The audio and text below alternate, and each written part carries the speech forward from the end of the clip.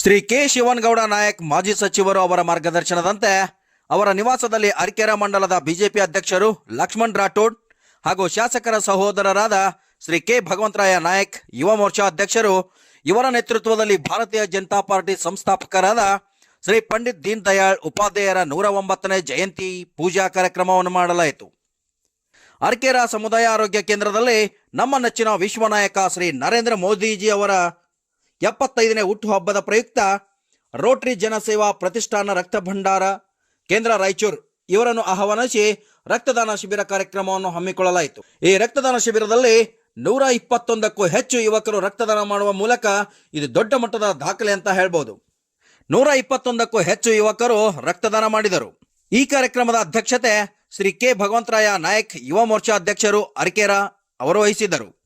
ಮತ್ತು ಅರಕೆರೆ ಮಂಡಲದ ವತಿಯಿಂದ ಆರೋಗ್ಯ ತಪಾಸಣಾ ಶಿಬಿರ ಕಾರ್ಯಕ್ರಮ ಕೂಡ ಹಮ್ಮಿಕೊಂಡಿದ್ದರು.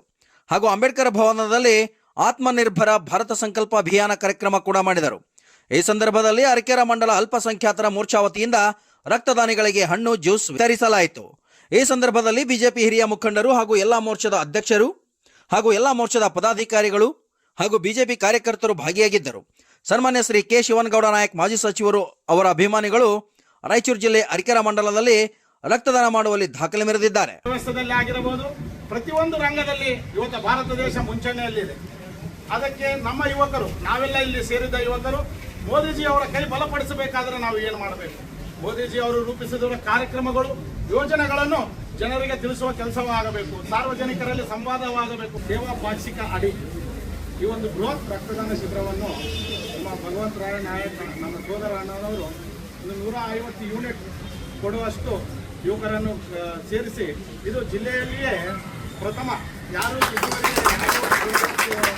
ಇಲ್ಲಿವರೆಗೆ ಆಗಿದ್ದ ಸೇವಾ ಪಾಕ್ಷಿಕ ಅಡಿ ಕಾರ್ಯಕ್ರಮದಲ್ಲಿ ಆಗಿದೆ, ಸಿನ್ನೂರಲ್ಲಿ ಇವತ್ತು ಆಗ್ತಾ ಇದೆ, ಮಸ್ಕಿಯಲ್ಲಿ ಆಗಿದೆ. ಎಲ್ಲ ಮಂಡಲಗಳಲ್ಲಿ ಹೈಯೆಸ್ಟ್ ಆಗಿದ್ದು ಇವತ್ತು ಇಲ್ಲೇ ಅರಕೆರೆ ಮಂಡಲದಲ್ಲಿ. ಅದಕ್ಕೆ ಧನ್ಯವಾದಗಳು. ಜೊತೆಗೆ ನಮ್ಮ ಪಕ್ಷದ ಹುಟ್ಟಲಿಕ್ಕೆ ಸಾಧ್ಯ ಇಲ್ಲ. ಅದು ಭಾರತೀಯ ಜನತಾ ಪಕ್ಷದಲ್ಲಿ ಸೇವೆ ಅಂತಂದ್ರೇನೆ ಪಕ್ಷ, ಪಕ್ಷ ಅಂತಂದ್ರೇನೆ ಸೇವೆ. ಮೊದಲು ರಾಷ್ಟ್ರ, ನಂತರ ನಾನು ಅನ್ನುವಂಥದ್ದನ್ನ ಕಲ್ಪನೆ ಇಟ್ಕೊಂಡು ನಾವೆಲ್ಲರೂ ಬಂದಿದ್ದೇವೆ. ಅಂತಹ ದೊಡ್ಡ ಮಟ್ಟದ ಇಡೀ ವಿಶ್ವದ ಅತ್ಯಂತ ದೊಡ್ಡ ಪಕ್ಷದಲ್ಲಿ ನಾವೆಲ್ಲರೂ ಗುರುತಿಸಿಕೊಂಡಿದ್ದು ನಮ್ಮೆಲ್ಲರಿಗೂ ಹೆಮ್ಮೆಯ ವಿಷಯ. ನಾವು ಇವತ್ತೇನು ಬೃಹತ್ ರಕ್ತದಾನ ಶಿಬಿರಕ್ಕೆ ನಾವೆಲ್ಲರೂ ಸೇರಿದ್ದೀವಿ.